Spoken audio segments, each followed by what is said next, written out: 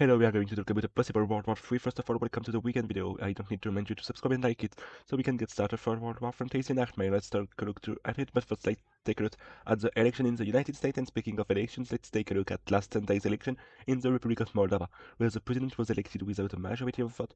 I will let you watch this summary with the different parts if you want to skip any video in the video description.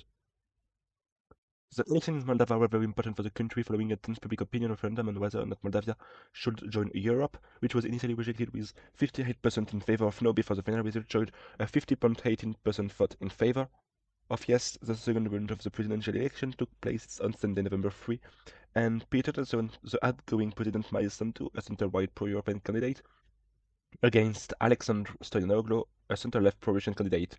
These elections are also tense because in the first one, Maya Sandu was the only pro-European candidate, but she only came first with 32.35% of the vote, so it all depends on how the vote were transferred. In the Republic of Moldova, as you can see in this map of the official results, Stoianoglu, the pro-Russian is the most voted in the Republic of Moldova with 51.34% ahead of Sandu, the pro-European, by about 35,000 votes, but still Sandu was elected. How is that possible? Well, no, there was no machination. It should have done with the president of Moldovans, and not all Moldovans are in Moldova. So if you add up all the votes cast by Moldavans in Moldova, plus those cast by Moldavans abroad, the pro-European Maya Sandu wins with 55.35% of the vote, beating Stoianoglu by about 180,000 votes. She has been elected thanks to the votes of Moldovan abroad. Those the question of the voting rights of citizens abroad arise here. Theoretically, if they are citizens, they are subject to the same laws. So they should have the right to vote. Although it can create funny situations like these. In any case, those re-election and the referendum have resulted in a pro-European policy in Moldova, and an acceleration of the process of accession to Europe. Now let's talk about the US election and whether a third world war seems possible. I remind you of the timings of the different parts of this summary, and which are still being in the description. 3, 2, 1. In the United States, the president does not need a majority of votes to be elected, first because it is a relative majority system, and secondly, the different states do not all have the same value. In fact, each state is assigned of a number of representatives proportional to its population, plus 2 senators. For example, California has 54, while Delaware has 3. We will simplify the process by assuming that only these 2 states exist. You in Delaware, with 500,000 votes, your main opponent has 5,000 votes. But in California, your opponent has 7,500,000 and you had 7,419,000, so your total number of votes is 7,990,000, so more than your opponent was 7,505,000. But he won California, so he has 34 points, while you only had 3 because of Delaware. Well, that's more or less how things work in the United States. The only difference being that there are about 50 states, and that the conditions for running for office can be more or less strict depending on the state. Although there are 3 national convention states can choose minimum threshold for candidatures, use open primaries, all primaries or caucuses, etc.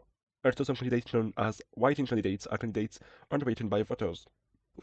For example, if they didn't meet the state requirements, but people were in favor of them, and many others wasn't. But the only 2 candidates who can win the White House are the candidates of the 2 major parties, the GOP or the RIP.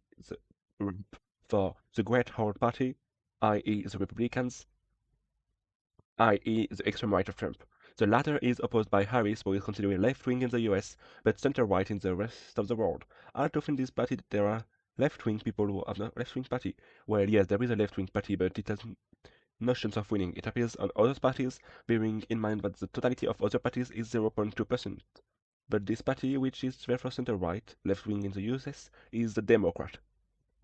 Also in the US, some states use ranked choice voting, so some states take much longer to count than others, and they are not all equally populated. This explains why it takes so long to count votes.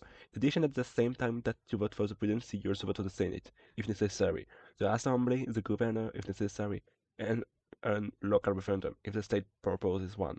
Voting is done on a margin, which simplifies the process. Alternatively, they can send their vote by mail without going to their polling station. Presidential elections are held every 4 years, and this year Trump has been elected after having a controversial term from 2016 to 2020, especially with the attack on Capitol Hill when Biden was elected. As of now, January 9 at 10:30 p.m. UTC, the votes have not been counted fully, but Trump has 301 electoral college votes, number of points with the representatives, for only 50.6% of the popular votes, while Harris has only 226 electoral college votes for 37.9% of the popular vote. The other quasi-national candidates were staying from the Environmental Party, Kennedy, an independentist who supported Trump even though his whole family supports Kamala because yes, he has a link to John Kennedy, and Oliver from the Libertarian Party, who basically doesn't want the state to act unless it is really necessary. So now we come to the issue of the World War III, an illusion or a nightmare. First, for World War III to break out, one country would have to declare war on another. Russia would be able to declare war, as we saw with Ukraine, but since Trump doesn't support Ukraine, Russia would not declare war like that.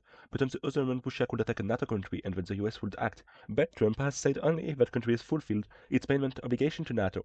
Now we have to get about Russia starting a world war, but let's talk about Trump. When could he declare war?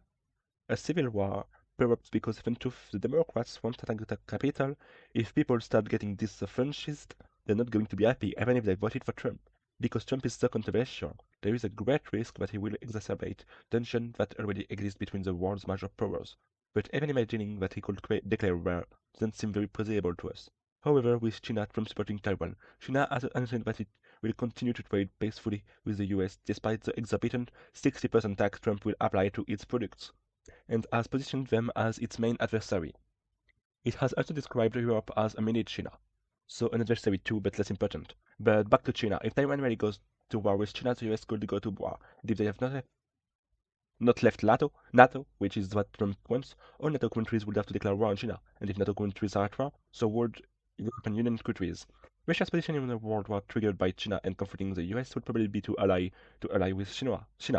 Russia could also rely on some African countries outside the Commonwealth and others in Europe outside the European Union. It should be remembered that if NATO goes to war, so does the UK and thus the whole Commonwealth. On the other hand, the position of South American countries is not well defined, and it will depend on each country, in my opinion, if it goes to war. Moreover, a war in our world means a nuclear war and potentially the end of humanity. But a world war would also be possible if Trump launches his first STEM project, which is to blow up the moon to retrieve materials.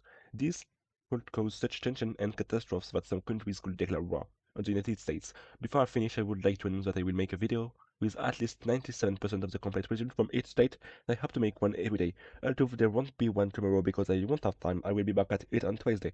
I hope you like this long video, maybe a little longer than the other, but in any case, personally, I like these kind of videos, and see you next week for another long video.